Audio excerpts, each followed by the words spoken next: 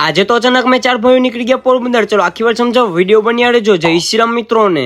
કહાનીની શરૂઆત થઈ છે અમારા ગામના રિક્ષા સ્ટેશનેથી। મતલબ અમે 4 ભાઈઓ તૈયાર થઈને સીધા અમે પહોંચી ગયા અમારા ગામના સ્ટેશને। આ સ્ટેશનેથી ફટાફટ રિક્ષા પકડીને સીધા અમે પહોંચી ગયા કોડીનાર। કોડીનાર પહોંચીને સૌથી પહેલા આવી ગયા બસ સ્ટેશન અને અહીંથી પકડી પોરબંદરની સીધી બસ। આ બસની અંદર સફર કરતા કરતા બસવાળા ભાઈ પહોંચાડી દીધી સીધી સોમનાથ બસ સ્ટેશને। હવે અહીંયા 5-10 મિનિટ બસ રોકાઈ, પણ અહીંયા મને કઈ કામ હતું નહીં એટલે બસની અંદર બેઠા રહ્યા અને પછી ઘડીકથી તો બસવાળા ભાઈ પાછી બસ ચાલુ કરી નાખી। હવે હું ઘડીક હોઈ ગયો તો બસવાળા ભાઈ સીધા માંગરોળ બસ સ્ટેશને પહોંચાડી દીધી ને અમને લાગી હતી ભૂખ એટલે પછી પફ મંગાવ્યો પછી પફ સાથે નાસ્તો કર્યો। આ ઘડીકથી તો બસવાળા ભાઈ બસ ચાલુ કરી નાખીને પછી કલાક અડધી કલાક પછી પાછી બસવાળા ભાઈ એક હોટલમાં બસ રોકાવી। આ હોટલે પહોંચીને સૌથી પહેલા ભજીયાનો ઓર્ડર માર્યો અને 4 ભાઈઓ આરામથી બેહીને ભજીયા થોડાક દબાવ્યા। હવે હાડીપીના ભજીયા દબાવીને પછી બસમાં બેહીને પછી કુદરતી દ્રશ્યો જોતા જોતા ફાઇનલી અમે પહોંચી ગયા પોરબંદર। હવે મુડવાડકાથી પોરબંદરનો સફર કરીને એનર્જી લો થઈ ગઈ એટલે સીધા અમે પહોંચી ગયા મસાલા છાશ પીવા। આ છાશ પીને રિક્ષામાં બેહીને 4-5 કિલોમીટરનો રસ્તો કાપીને સીધા અમે પહોંચી ગયા મગજની દવા પીવા, મતલબ ગરમા ગરમ ચા પીવા। આ મસ્ત મજાની ચા પીને સીધા અમે પહોંચી ગયા મોજીલા મામાના મંદિરે અને આવીને કર્યા મોજીલા મામાના દર્શન। તો ચાલો કમેન્ટ બોક્સમાં જય મામા દેવ લખી નાખજો। તો બસ આ વિડીયોમાં આટલું જ, તો મળીએ બીજા વિડીયોમાં।